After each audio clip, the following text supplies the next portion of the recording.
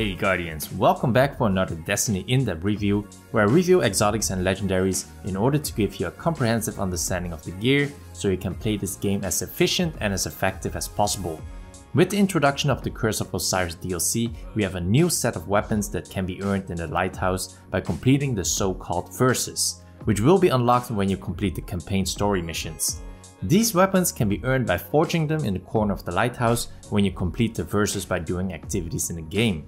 I will not go into detail on how to earn these weapons, it is pretty straightforward. You can earn certain consumables just by playing the game.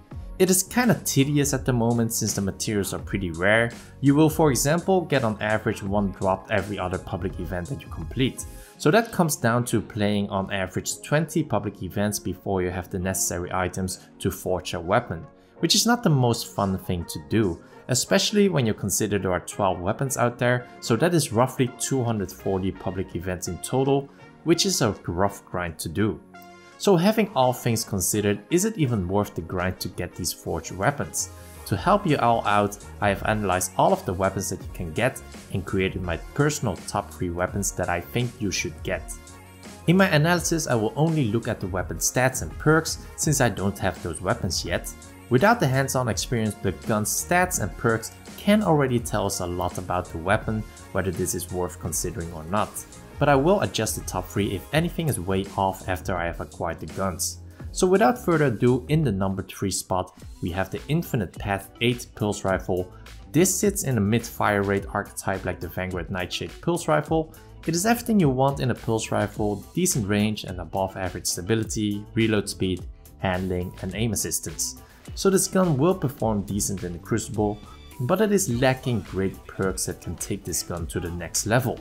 I would like to see something like tactical mags, steady rounds or ricochet rounds to further improve the base stats of this gun.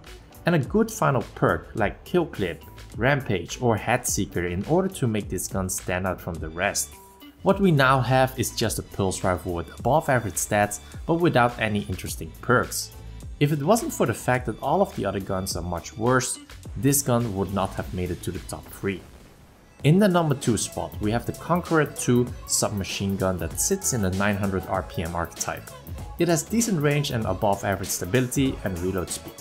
And these strengths can be further improved with tactical mag, which increases the stability and reload speed even more, and also gives you extra bullets in the mag. The main perk of this gun is Kill Clip, which grants you a 33% extra damage boost when you reload after a kill. This is one of the top tier perks to have on any gun. This is what makes the NTOPD so deadly, and having this on a fast firing SMG archetype will definitely make this gun more interesting and will make the Conqueror 2 one of the best 900 RPM SMG in the game. In the number 1 spot, we have the Traveler's Judgment 5 Sidearm. This is the same sidearm as the Last Hope. This is also a free burst weapon and it has roughly the same stats as the Last Hope. As you can see, the range, stability, reload speed and handling are very similar. This gun even has the same perk, Steady Round, to max out that stability. The Traveler's Judgment main perk is different than the Last Hope. Whereas the Last Hope has Zen Moment, the Traveler's Judgment comes with, in my opinion, the better perk, Head Seeker, which increases precision damage for a short time when you land a body shot. The recoil of burst weapons like these typically move up, so when you aim for the body it naturally pulls your aim to the head, so a perk like Head Seeker pairs up very well with burst weapons like these. So that extra precision damage won't help you too much with improving your time to kill. You will still kill in 2.6 burst, but it will be much more forgiving when you miss a shot from your burst, since that extra damage can compensate for that. So this is basically a Last Hope but then with Head Seeker instead of Zen Moment. If you don't have a Last Hope yet, then this will be something that you'll be looking for. If you already have a Last Hope, you probably won't miss out on anything realistically. As mentioned before, they both have essentially the same stats. Unless you value the Head Seeker perk more, you will be just fine with the Last Hope. So that is my top 3 of the forged weapons. In my opinion, none of these weapons really stand out and none of them is really a must-have weapon. They do look pretty cool though. Props to the design team which really managed to make these guns look great.